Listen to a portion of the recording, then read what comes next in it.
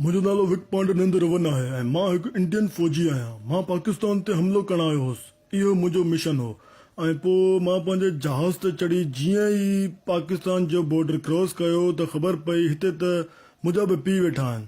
पोइ पाकिस्तानी आर्मी मुंहिंजे जहाज़ खे बम हणी किरायो। पोइ जीअं जहाज़ किरण वारो हो त मां जंप हणी पंहिंजी जान बचाई। पोइ जीअं ई मूंखे ख़बर पई त पाकिस्तानी ज़मीन ते किरियो आहियां त तंहिं महिल ई मुंहिंजी हवा निकिरी वई। पोइ पाकिस्तानी माण्हुनि मूंखे अची वरायो। पादरनि जो ज़ीपट हो, लतूं मुकूं कुतनि वांगुरु कुटियनि ऐं मां बेहोश थी वियुसि। उन खां पोइ पाकिस्तानी आर्मी मूंखे बचायो ऐं जोराबु सुंघाए मूंखे होश में आंदो।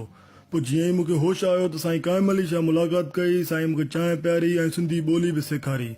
साईं मोदी लाइ हिकु मैसेज ॾिनो त झल दब ऐं मूंखे चयईं त हल त तोखे सिंध घुमायां, दादू घुमायां। पर मां चयो न साईं, मां वेंदुसि वापसि इंडिया, ॿिए दफ़े आयुसि त घुमंदासीं। ऐं पाकिस्तानी आर्मी ॾाढी सुठी आहे, प्रोफेशनल आहे। मूंखे ॾाढो मज़ो आयो हुन सां गॾु, एॾो मज़ो आयो, एॾो मज़ो आयो, छा ॿुधायां तव्हांखे।